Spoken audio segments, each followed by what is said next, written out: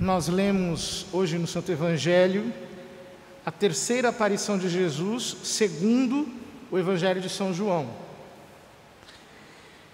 E aqui o texto começa dizendo que São Pedro estava junto com alguns discípulos na Galileia. De fato, quando ele ressuscita, ele diz a Maria Madalena para que eles vão para a Galileia e lá ele os queria encontrar. Aqui, eles estão na cena onde tudo começou. Ali no Mar da Galileia, no Lago de Genezaré, no Lago de Tiberíades, São Pedro diz: eu vou pescar. E os outros dizem: nós vamos contigo.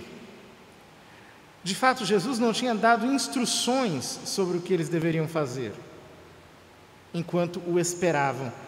E Pedro e os outros apóstolos, não querendo ganhar o pão na ociosidade, como diz São Paulo, foram trabalhar. Eu digo para vocês que eu entendo um pouco disso, sobretudo nos últimos dias. Pior coisa de quando você tem que ficar em repouso, assim, pior coisa de quando você tem que ficar internado, algo assim, é que você não pode fazer nada. E quem está acostumado a trabalhar não consegue ficar parado. Nós temos que fazer alguma coisa, sobretudo quem tem uma vocação para o trabalho. É tremendo isso. Eles vão trabalhar. Trabalham a noite inteira e não pescam nenhum peixe. Por quê? Todo trabalho feito longe de Cristo, que é a luz,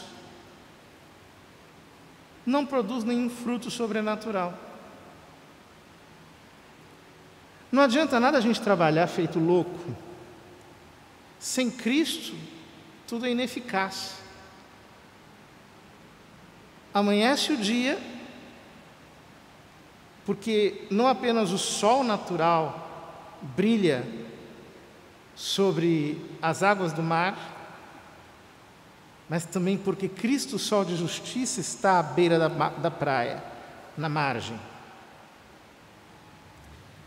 Eles o não reconhecem. De fato, de acordo com o Evangelho de São João, ele apareceu apenas aos apóstolos no dia da Páscoa, enquanto tudo estava escuro, era noite, e depois, quando eles estavam 8 dias, como leremos no domingo, 8 dias depois, junto com Tomé. Então Jesus diz: moços, tendes alguma coisa para comer? Eles respondem: não. Então Jesus lhes diz: lançai a rede à direita da barca e achareis. Lançam a rede e não conseguem puxá-la para fora por causa da quantidade de peixes. Repete-se a cena da pesca milagrosa, com algumas diferenças muito importantes, que nós veremos no final do Evangelho. Em primeiro lugar, apesar de tantos peixes, a rede não se rompeu. Em segundo lugar, eles não pedem a ajuda a outras embarcações. Por quê? Por um motivo. Agora, Cristo ressuscitado causa na alma dos apóstolos a fé. Desde que São Pedro professou a fé e os outros apóstolos começaram a crer, embora tenham apostatado durante a paixão, voltaram a crer durante a ressurreição do Senhor. Aí está a base para a unidade católica, ou seja, a rede não se rompe. De fato, a Igreja diz que quando alguém comete o pecado de heresia, ele mesmo se exclui da Igreja, então ele não está mais dentro da rede. nem dentro da barca. A rede não se pode romper. Depois, não há uma outra embarcação paralela ou que ajude a igreja. Não, ela é única. São Pedro escuta aquilo que diz São João: é o Senhor. São João o reconhece. Então, São Pedro veste a roupa, porque estava nu, e se joga no mar. Por que ele estava nu? Porque na época, roupa não era como hoje, que a gente vai aqui e compra uma roupa.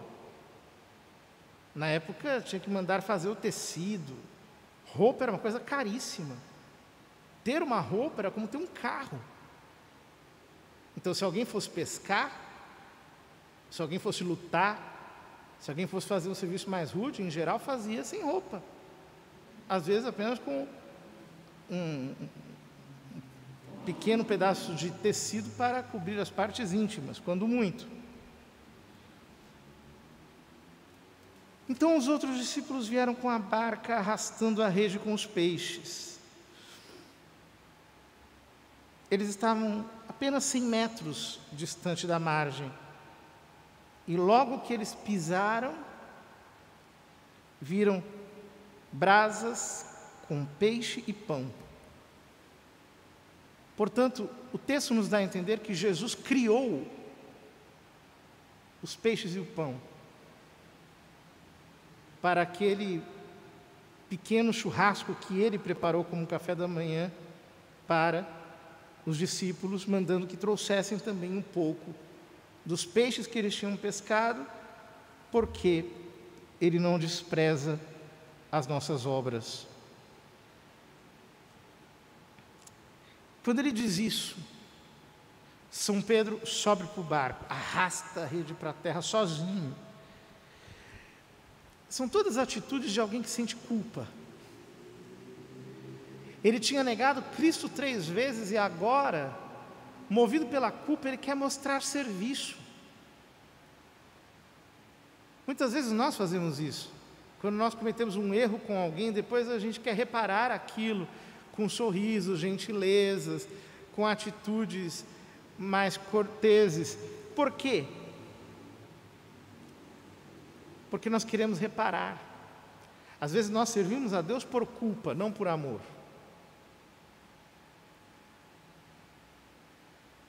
Muita gente que tem um caráter defeituoso, às vezes serve a Deus mais por culpa do que por amor. Pensa que pode comprar Deus por alguma atitude. A rede estava cheia de 153 grandes peixes. E apesar de tantos peixes, a rede não se rompeu. O que significa esse número 153? Santo Agostinho dá uma interpretação. Ele diz que 10, que são os mandamentos, mais 7, que são os dons do Espírito Santo, portanto a lei e a graça, unidos, formam 17. E se você colocar 1, 2, 3, 4, 5, 6 até 17 e tirar a soma desses números, eles dão exatamente 153. São Jerônimo diz que 153 significam apenas a raça dos peixes, porque na época se achava que eram 153. Portanto, todos aqueles peixes representam todos os homens. Mas Santo Agostinho dá uma outra interpretação. O número 50 na Bíblia significa jubileu, porque 7 vezes 7 é 49, e o ano seguinte é o ano do jubileu. Nosso Senhor, portanto, quando começou a sua pregação, ele diz: eu vim proclamar o ano da graça do Senhor, o jubileu. Mas como essa graça é superabundante, 50 vezes 3 150. E para mostrar que estes 150 são 50 multiplicado por 3, acrescenta-se 3, dando-se 153. São interpretações. O que interessa é que eles eram peixes grandes, ou seja,